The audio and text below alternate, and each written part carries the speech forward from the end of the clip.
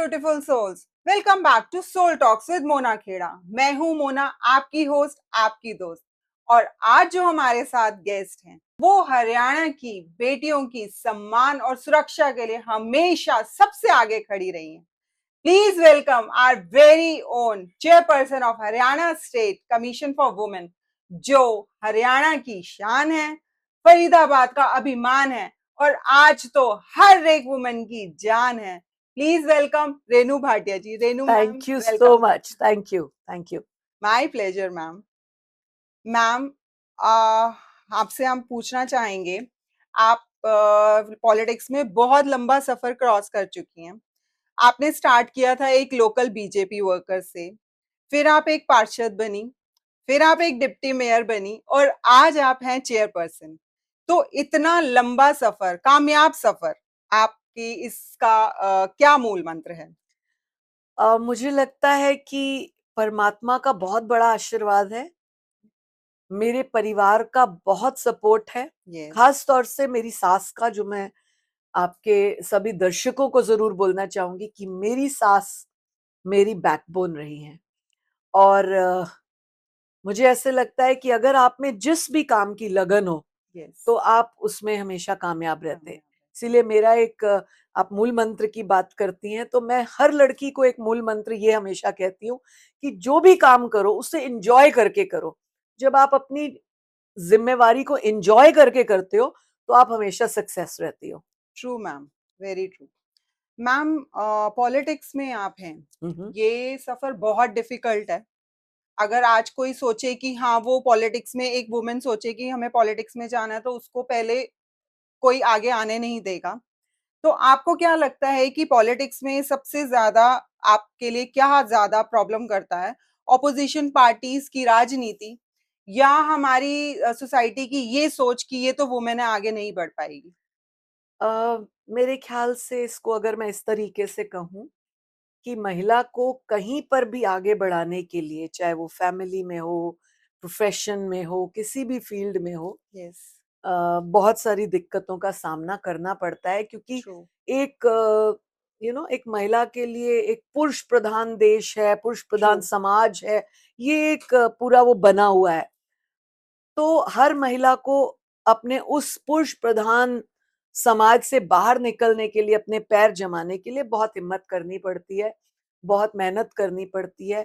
कई लोग आपका पैर उखाड़ने की कोशिश करते हैं, कई लोग आपको नीचा दिखाने की कोशिश करते हैं, बैड टॉक्स करेंगे ताकि आप डिमोरलाइज हो। राइट। तो ये सब आपको झेलना पड़ता है, चाहे वो आप एक नई नवेली दुल्हन बन के क्यों ना आए, आपको उस घर में एडजस्ट करने के लिए कई तरह की टाइम चीजें लगता करनी पड़ती हैं। है। राइट। तो ये तो राजनीति है, फील्ड है, तो राइट। इसमें तो बहुत उतार चढ़ाव आते हैं और डेफिनेटली मेरे साथ भी बहुत हुए। पर मैं फिर से बोलूंगी, मैं पूरा श्रेय अपने परिवार को, अपनी सास को, अपने भगवान को देती हूँ, जिन्होंने मुझे किसी भी कदम पर रुकने नहीं दिया, डरने नहीं दिया, गुमराह नहीं होने दिया, निराश नहीं होने दिया। ये बहुत बड़ी बात थी। ट्रू। और हर वक्त नहीं नहीं नहीं हो जाएगा, कर लोगी ऐसे कहना, ये मेरे लिए बहुत मायने रखता था। यस। तो इसीलिए फैमिली शायद हिम्मत सपोर्ट। बनी रही। बिल्कुल बिल्कुल मैम। मैम, डेली आपके पास डोमेस्टिक वायलेंस के केसेस आते हैं, साइबर क्राइम के आते हैं, बिल्कुल। इतने ढेरों केसेस आपके पास आते हैं। तो आपको कभी ऐसा एक्सपीरियंस हुआ है कि आजकल इतने सारे केसेस ये हो रहे हैं, इनका रीजन क्या है मेन? ये आज के टाइम में बहुत इम्पोर्टेंट क्वेश्चन है, राइट। जो कि हम रोज केसेस को देखते हैं। अगर आप मुझे पूछो तो मुझे महिला आयोग की अध्यक्षा बने हुए 4 वर्ष हो गए। उससे पहले मैं 3 वर्ष तक मेंबर रही इसी राइट। महकमे में। राइट। तो अगर मेरा 7 साल का एक्सपीरियंस देखो तो पहले 3 वर्ष डोमेस्टिक वायलेंस, ड्योरी किलिंग्स, छोड़ना, ये बहुत था। राइट। लेकिन अब पिछले 3-4 सालों में एक बहुत बड़ी बीमारी जो फैली है, और जो बहुत गंदी बीमारी फैली है, जिसे मैं कोरोना, कैंसर, इन सब से ज्यादा बुरा मानती हूँ। पर्सनल मेरा व्यू है कि ये बहुत भयंकर है, वो है live in relationship. Oh. Live in relationship एक ऐसा दलदल है राइट। जिसमें कोई लड़की एक बार गई तो वो फंसी ही फंसी। फंसी है। राइट। मैंने आज तक अपने इन 4 साढ़े 4 वर्षों के 15-16 हजार केसेस में, लगभग 15 हजार केसेस तो मुझे कंफर्म है, उन 15 हजार केसेस में 60% केसेस जो है लिव इन रिलेशनशिप के देखे।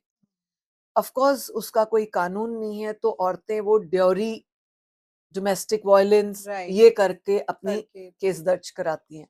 लेकिन जब बैक ऑफ द थॉट देखो या प्रॉब्लम देखो, तो वो लिव इन रिलेशनशिप, रूट जो है इसका, कॉज जो है वो live in relationship, extra marital affair निकलता है। मैं कई बार अपने पॉडकास्ट में, अपनी मीडिया की बाइट्स में एक बात कहती हूँ कि मैंने अपनी चेयर पर आज तक कोई ऐसा आदमी नहीं देखा, आपको भी मैं कह रही हूँ, कोई दिखे तो मुझे जरूर बताएं, मैं पूछना चाहूंगी उससे कारण अपनी समझ के लिए।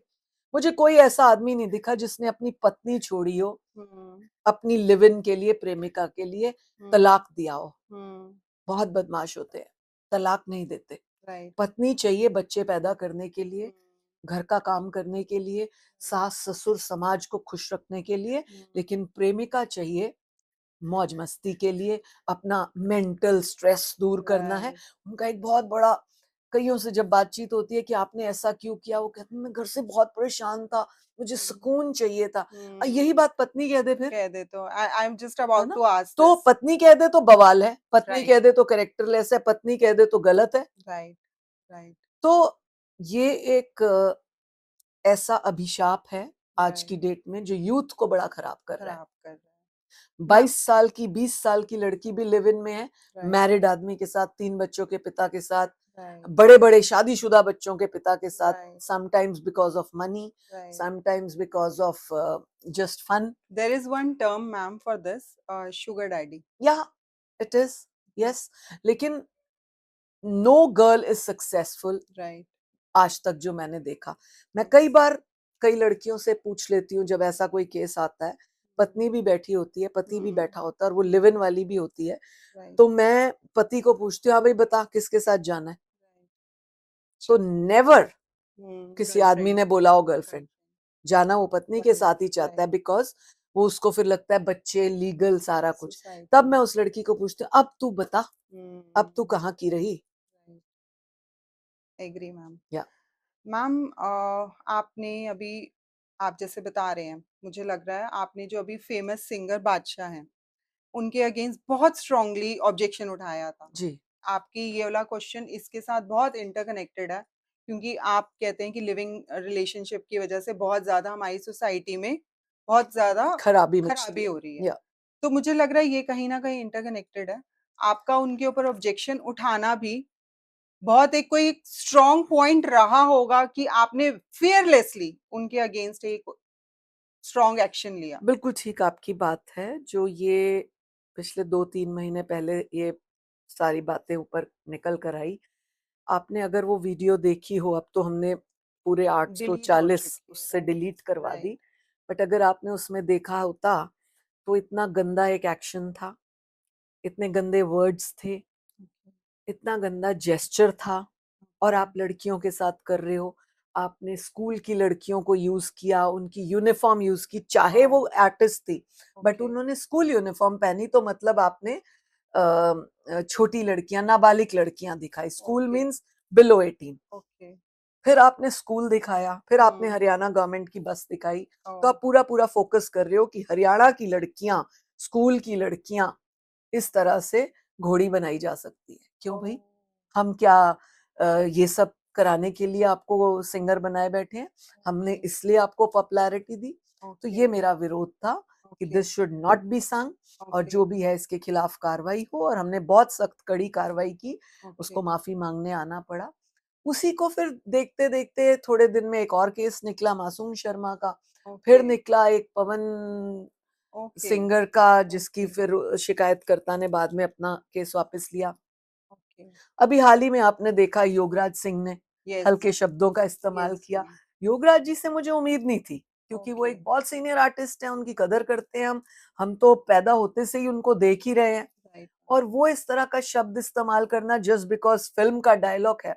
देखिए, आप एंकर कर रही हैं, मैं आंसर दे रही हूँ, हम्म, अगर मुझे लिखा हुआ कुछ मिलता है आपका क्वेश्चन हम्म, और उसमें शब्द गंदे हैं तो तो मैं हम कभी मना नहीं कर बोलूंगी, देंगे, बिल्कुल। है ना? Yes ma'am. मैं बोल दूंगी आपको या प्रोड्यूसर को या डायरेक्टर को, मैं खुद एक एक्ट्रेस रही हूँ, तो मैं बोल दूंगी कि I will not say do these this, words right, for right, women specially. Right. So उन्होंने क्यों नहीं ये रोका अपने आप को, यस। है ना? इसी तरह वो अम, संजय दत्त और नूरा फतेही, उसने इतना गंदा गाना गाया राइट, तो हमने उनको समन किया, राइट। हमने फिल्म सेंसर बोर्ड को लिखा मुंबई, उनका जवाब आया कि वो हमारे अंडर नहीं होकर गया, तो हमने आगे की कार्रवाई की, संजय दत्त को माफी मांगने आना पड़ा हमारे ऑफिस। ओके। तो ये सारा कुछ इसीलिए हमने किया कि महिलाएं कोई इस्तेमाल की वस्तु नहीं है, राइट, महिलाएं देवियां हैं, राइट। उनको उसी नजर से देखो, उस निगाह से देखोगे तो वो देवी आपको हमेशा सम्मान नजर की आएंगे। दृष्टि से देखोगे तो आपको देवी दिखेगी। राइट, अगर आप देखोगे ही गंदी तो आप अपनी बेटी से स्टार्ट कर दो देखना, right, right. Start with your daughter first, true, true ma'am. Because आज आप किसी की बेटी को गंदा देख रहे हैं, somebody will see your daughter in the same way, same way. so it will be, the karmas will come back, come so if back. you're ready for those karmas, you do it. What goes round Yeah, comes it goes around. around. Yes, true ma'am. Ma'am, बहुत कम लोगों को ये बात पता है that you are a cancer warrior, और आप इस लंबी लड़ाई से निकल चुकी हैं आज। हम्म। जब आपको ये पता चला फर्स्ट टाइम, तो आपको कैसा लगा? आपकी ये लड़ाई जब स्टार्ट हुई, स्टार्ट से लेकर एंड तक, आपका वो सफर कैसा रहा? आह, बड़ा टफ। टचिंग क्वेश्चन है। कैंसर एक ऐसा वर्ड है कि आपको पता लगे या किसी का आप सुनो कि उसको कैंसर है, कैंसर है। तो एक जो इमेज है ना वो ये बनती है मौत। यस। तो ये बड़ा हर्टिंग था। और जब मैं चेयरपर्सन बनी महिला आयोग की 19 जनवरी 2022 को, मैंने शपथ ग्रहण किया। 1.5 महीना मैंने दबा के काम किया, समझा उस कुर्सी को और अपने फर्ज को, सिस्टम को देखा। उसके बाद मैं पहली बार जब चंडीगढ़ से फरीदाबाद आई, पंचकुला से, तो आते ही वो एक, ultimately I am a women, so I went to my parlour, बाल कटाने हैं, ये करना है वो करना है, ऑल दैट। राइट। तो बिल्कुल मेरे पार्लर के सामने अपोलो क्लिनिक है जो मेरी फ्रेंड का है, जो मेरी गायनी रही है बच्चों की, okay, doctor Anita Soni. Okay, तो मुझे एकदम ध्यान आया यार, अनीता ने सबसे पहले बधाई दी थी, मिल के आती हूँ। ओके। मैं वहां गई तो पार्लर के काम के बाद, तो मैं वहां गई तो अनीता के यहाँ कैंप लगा हुआ था, महिलाओं का health checkup camp. Okay. So when I went to Anita, I hugged her. She was very happy. Renu, बड़ा मजा आता है तुझे देख के, मैं बहुत खुश हूँ, ये वो। तो उसने कहा अरे बड़ा मजा आया, आज तू हमारे यहाँ आई है, हमारा हेल्थ चेकअप कैंप है, इसका इनॉग्रेशन कर दे। तो हम कल अखबार में देंगे महिला आयोग की अध्यक्षा ने किया हेल्थ चेकअप कैंप का इनॉग्रेशन। मैंने कहा बढ़िया। तो कहा मैंने वही जो उनके सिस्टम होता है, फॉर्मेलिटीज, रिबन काट, ये कर वो कर, मैंने जब वो किया उसके बाद उसने कहा जब आई है तो चेकअप भी करा ले, तो हम वो वाली फोटोज भी आ जाएंगी। राइट। तो उसने मुझे 5-7 चेकअप्स जो अपनी नर्स को लिख के दिए, वो सारे मैंने कराए, विमेन से रिलेटेड। ओके। तो उसमें मेमोग्राफी थी। तो जब मेरी मेमोग्राफी हुई, मैंने लाइफ में पहली बार मेमोग्राफी कराई थी, जब वो हुई तो उसमें डाउट क्रिएट हुआ। तो मैं अंदर उसके साथ कॉफी पी रही थी, नर्स आई, मैम प्लीज आप आइए बाहर। अनीता बाहर गई, उन्होंने रिपोर्ट देखी and she was like, came to me और ऐसे, रेनू वेरी सैड, मैं तेरे लिए बहुत उदास हो गई। मैंने कहा क्या हुआ? कहती तेरी रिपोर्ट अच्छी नहीं आई है। मैंने मजाक में कहा मरने वाली हूँ क्या? कहती है पागल, हमेशा मजाक करती है, लेकिन रिपोर्ट अच्छी नहीं है, आई एम वेरी सैड। मैंने कहा अच्छा क्या हुआ? Then she told me mammography में तेरा ब्रेस्ट कैंसर आया राइट साइड, और तू इमीडिएट इसका इलाज करा। और फिर she wrote number of one doctor जिससे मेरा अल्ट्रासाउंड होगा और जिससे मेरा चेकअप होगा at Apollo hospital. So I went next day, मैं गई और मैंने कहा भी मेरी गायनोकोलॉजिस्ट ने ये दिया है, तो आप बताइए। तो till then you were relax कि अभी माइट बी सेकंड ओपिनियन में या कुछ ना निकले। अब मुझे लगा कि भगवान ने शक्ति दी शायद, मुझे लगा अब मैं क्या करूं। राइट। तो जब मैं अपोलो गई और मैंने उन डॉक्टर को दिखाई तो उसने कहा कि हमें ना ये रिपोर्ट्स तो ठीक है हम्म अल्ट्रासाउंड में और मेमोग्राफी में, लेकिन हम्म हमें फिर भी ना कंफर्म करने के लिए बायोप्सी करनी पड़ेगी। ओके मैंने बायोप्सी भी पहली बार हम्म सुना कि अपनी भी बायोप्सी होगी। राइट तो डॉक्टर को मैंने कहा ठीक है करिए। ओके कहती है करिए, बायोप्सी होनी है मैडम, कैंपा नहीं पीनी है। राइट तो मुझे लगा तो फिर करिए बायोप्सी क्या। तब मुझे हम्म पता लगा कि ओहो बायोप्सी बड़ी स्ट्रांग होती है ये वो। ओके तो ओके डॉक्टर ने मुझे कहा कि रेणु जी आप ना अपनी फैमिली के किसी को लेके आइए, तब करेंगे क्योंकि बायोप्सी स्ट्रांग होती है।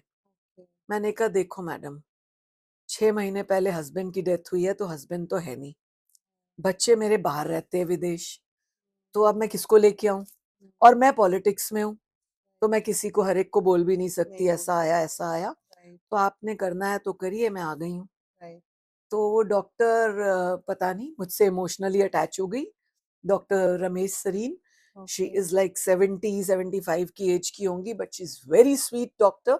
आई विल रिकमेंड एवरी विमेन जिसको अगर कोई प्रॉब्लम ऐसी होती है तो ओके उनसे जरूर मिले, क्योंकि उनके इलाज भले ही अच्छा ना होता हो पर उनका जो अ, जो ना सपोर्ट फील जो करने का तरीका है राइट ना वो बड़ा स्ट्रांग है। तो उन्होंने मुझे हग किया और मुझे कहा चल मैं तेरी फैमिली हूं, और मुझे ले गए बायोप्सी की। अब बायोप्सी जब हुई, 10 शॉट्स लगे, बड़े पेनफुल थे, मैंने चीखें मारी, लेकिन उन्होंने मेरा हाथ पकड़ के रखा और बस यहाँ से आंसू आते रहे, यहाँ से बायोप्सी होती गई। आधा घंटा वो जो निकला जान निकालने वाला, भगवान को याद करते हुए हिम्मत मांगते हुए हो गया। यहाँ से शुरुआत हुई, फिर तो इलाज ही होना था, सारा कुछ होना था। And God is so great so great so great that जिस दिन मुझे ये मालूम पड़ा कि बायोप्सी के बाद कि यस मेरा कंफर्म्ड है कि ब्रेस्ट कैंसर है, उसी दिन मेरे दोनों बच्चों ने मुझे खुशखबरी दी। बेटी ने कहा आप नानी बनने वाले हो, बेटे ने कहा आप दादी बनने वाले हो। Okay so I great think God is so great to great me कि इधर उन्होंने अगर दर्द दिया तो दो दो दो तरफ दो से तरफ से ब्लेसिंग ब्लेसिंग और राइट खुशखबरी की बौछार दी। बस उसने मुझे हिम्मत बनाई कि अब तो नानी बनूंगी, अब तो दादी दादी बनूंगी। बनी सो वो मेरी हिम्मत, you are very strong yes ma'am वो मेरी हिम्मत बढ़ी। आई और आपने मुझसे पूछा कि अगर कोई औरत इससे डील कर रही है डील तो कर रही उसके साथ कैसे उसे, कैसे करना मैं हर औरत को कहूंगी कि कष्ट आने जाने हैं। जब एक औरत बच्चा पैदा कर सकती है, अपने में से एक बच्चा पैदा निकाल सकती है, तो कैंसर छोटी चीज है यार। करो अपना इलाज और भगवान पर भरोसा करके करो। मैम आपने इमोशनल कर दिया हम लोगों को सीरियसली मैम आप आपसे मिलके तो ये पता चला आप बहुत स्ट्रांग भी हैं और ये सबको नजर आता है आप एक लेकिन इतनी स्ट्रांग लेडी के पीछे जो रियल रेनू भाटिया जी हैं वो कौन है आह, अगर आप रियल रेनू भाटिया देखो तो उसके जीवन में जितने दर्द है ना, कोई माइका लाल सह ही नहीं सकता जितनी शक्ति भगवान ने मुझे दी।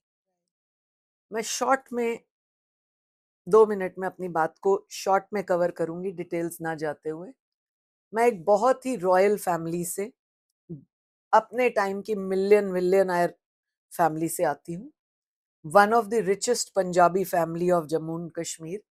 मेरा जन्म कश्मीर का है, मैं वहीं पर पड़ी पली बड़ी हूँ। 17 वर्ष की आयु में मेरी विवाह हुआ, किसी कारणवश कि मेरे माता पिता का एक ही दिन में, मेरे माता पिता, मेरा एक छोटा भाई 9 महीने का और मेरी 2.5 साल की बहन, मकान गिरने से, हाउस कोलैप्स से उनकी डेथ हो गई और मैं बच गई। सॉरी और मेरा एक छोटा भाई 5 वर्ष का, हम दोनों भाई बहन बच गए। अब आप ये सोचो, एक रॉयल फैमिली की एक लाडोपली लाडली लड़की। कभी आप कश्मीर में जाओ तो आजकल तो गुलाब का सीजन है, मैं उसी सीजन में पैदा हुई और मेरी मम ने मेरा नाम रखा रोज। तो सोचिए कि एक गुलाब का फूल जो कश्मीर का गुलाब है, उसके अचानक 7 वर्ष की आयु में माता पिता का देहांत हो जाए, छोटे भाई बहन का देहांत हो जाए, एक भाई रह जाए उसके साथ 5 वर्ष का, उसका जीवन 5 वर्ष 7 वर्ष की आयु से 17 वर्ष की आयु तक कैसे निकला होगा, कैसे निकला ये अगर मेरा कोई ओपोनेंट सुनना चाहिए जो मुझसे मेरी मतलब मुझसे बहुत प्रेम करता है पॉलिटिकली, वो अगर ये निभा के दिखा दे ये सारे कष्ट, तब मानूं। इस हंसी के पीछे कितना दर्द है वो सह के दिखा दे तो मानूं। तो इसलिए असली रेणु भाटिया को परखने की कोशिश भी ना करें तो बेहतर होगा। Really emotional. Ma'am, Modi ji ने 33% रिजर्व किया है महिलाओं के लिए। जी, तो जो विमेन पॉलिटिक्स में आना चाहती हैं, तो आप उनको क्या सजेशन देना चाहती हैं, स्पेशली जेनजीज को? ये बड़ा अच्छा प्रश्न है और बड़ा हॉट और अपकमिंग क्वेश्चन है। देखिए, मोदी जी एक ऐसे व्यक्तित्व हैं जिन्होंने बेटियों की बारीकी से हर बात को समझा है। राइट। जब अपनी सरकार आई 2014 में, मोदी जी ने सबसे पहले महिलाओं के आंसू पोंछे। कैसे? उनको गैस चूल्हा देके, जो फू करके जिनको दमा हो जाता था, खांसी लग जाती थी, उनको सबसे पहले सुविधा दी कि उनको गैस चूल्हा दिया जाए। फिर सबसे बारीक बात जो कभी किसी सरकार ने सोची नहीं, कि स्कूल जाने वाली बेटियां वॉशरूम कहाँ जाएंगी। अगर आप वो देखें ना आंकड़े पूरे देश के, हरियाणा तो देखें ही देखें, पूरे देश के, कि स्कूल जाने वाली बेटियां 8वीं 9वीं के बाद ड्रॉप आउट कर जाती थी। किन कारणों से? कि उनके स्कूल में टॉयलेट नहीं होता था, बेटियों को पीरियड्स है, कुछ है, वो टॉयलेट कहाँ जाए, तो स्कूल नहीं जाती थी। सबसे पहले उन्होंने लाल किले की प्राचीर से अपनी पहली शपथ में कहा कि सब स्कूलों में, सब उन स्थानों पे जहां महिलाएं काम करती हैं, टॉयलेट्स होंगे। तो ये कितनी छोटी सी बात है, लेकिन कितनी इम्पोर्टेंट बात है। Right, important. तो मोदी जी ने अपनी सरकार में बेटियों का हर तरह से सोचा, टॉयलेट और गैस चूल्हा। आप क्या बीमार हो जाओ तो आपको 5 लाख का बीमा, आपकी एक बेटी हो जाए, लोग बेटी होने पर बहुओं को निकाल देते थे, तंग करते थे, कितना कुछ होता था। अब उन माँ बाप जिनकी एक बेटी हो गई, 2 हो गई, 3 हो गई, सबको उनका हिस्सा मिलेगा, उनकी पढ़ाई का खर्चा खत्म, उनको हर 20 किलोमीटर पे स्कूल, उनको हर 20 किलोमीटर पे कॉलेज। तो कोई ऐसी सुविधा बेटियों के लिए उन्होंने छोड़ी नहीं। आप स्पोर्ट्स की बेटियों को देखें, पहले अगर मेडल जीतती थी तो उनको इनाम मिलता था। अब अगर कोई लड़की प्रिपेयर कर रही है तो उसको प्रिपरेशन का भी मिलेगा। तो जब इतना मोदी जी ने सोचा तो उन्होंने सोचा कि राजनीति में जो बेटियां आना चाहती हैं या जो हैं, उनको भी आगे बढ़ाया जाए। इसलिए 33% कोटा महिला आरक्षण बिल, जो कि विपक्ष ने पास नहीं किया, लेकिन कोई बात नहीं, महिलाएं इसको भूलेंगी नहीं। और मोदी जी ने उस चीज को मजबूत किया कि हर बेटी राजनीति में आ सकती है। इसको पंचायत से लेकर पार्लियामेंट तक बेटियों का एक रास्ता जो है, रेड कारपेट मैं बोलती हूँ इसे, कि he has given red carpet to women from panchayat to parliament. सो ये बहुत एक बड़ी बात है। और खास तौर से आपने कहा कि जेनजीज को क्या कहेंगे। देखिए, जेनजीज को लगता है कि we are a modern type of बच्चे, हम हाईली क्वालिफाइड हैं, हम हाईली प्लेस्ड हैं। पर अगर मुझे एक महिला आयोग की अध्यक्षा के नाते पूछो तो हमारे यहाँ जो केस आते हैं उसमें जेनजी क्या और आंटी क्या, कुछ नहीं। कानून सबके लिए बराबर है, कानून के कटघरे में सब मुजरिम है अगर गलत काम किया है। वही धारा जेनजी के लिए भी है, वही किसी और औरत के लिए भी है अगर गलत काम किया। तो इसलिए मैं यूथ को कहूंगी, एम्पावरमेंट जो एक बहुत इंपॉर्टेंट वर्ड है, एम्पावरमेंट के नाम पर मिसयूज मत करो। आप सोचो कि हम बहुत पढ़ लिख गए तो बड़े एम्पावर्ड हो गए, नहीं। आप शादी के नाम पे चीट करते हो, आप शादी के नाम पे लव अफेयर्स करते हो, आप झगड़े करते हो, ये सारा एक सिस्टम बन जाता है।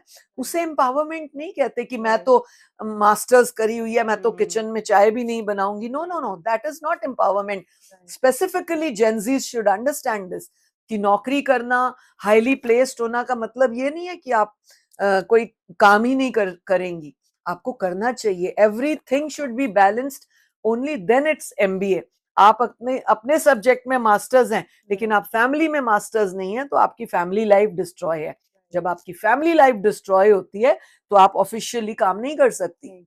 कोई भी औरत जो काम काजी है वो मुझे आकर बताए कि भाई मैं घर में तो डिस्टर्ब हूँ, मेरे साथ ये चल रहा है वो चल रहा है, पर हम्म, मैं ऑफिस में बहुत अच्छा काम वर्कप्लेस पे करती हूँ, नहीं कर सकती। नहीं हो वो चीज उतना अपनी मेहनत दे ही नहीं सकती, सकती नहीं है। कर सकते, राइट। तो इसलिए balance your life. Gen Z's doesn't mean empowerment, and do not misuse empowerment. That is the first guru mantra. It's a mantra कि अपनी Gen Z लाइफ को empowerment के नाम पे exploit मत करो. Right, agree. Modern होना, empower होना, and spoiling your future doesn't make any sense. That's what I want to say. True, ma'am. Every daughter of Haryana, आप अकेली नहीं हैं। आपको डरने की जरूरत नहीं है, बिकॉज लॉ आपकी शील्ड है और जस्टिस आपका राइट है। थैंक यू रेनू मैम, आप हरियाणा की हर बेटी की ताकत हैं। Thank you so much for doing such a wonderful job. और मैं तो यही कहूंगी कि जितना अपना फर्ज निभ सकता है, जितना अपना अच्छा कर्म आप कर सकते हैं, आपको जो औहदा जो स्थान मिलता है उसको पूर्ण रूप से ईमानदारी से निभाना चाहिए, और मैं प्रयास करती हूँ। Thank you ma'am, thank you so much. Thank you for this inspiration. Thank you. This is Mona signing off from Soul Talks with Mona Khera. Keep growing, keep glowing.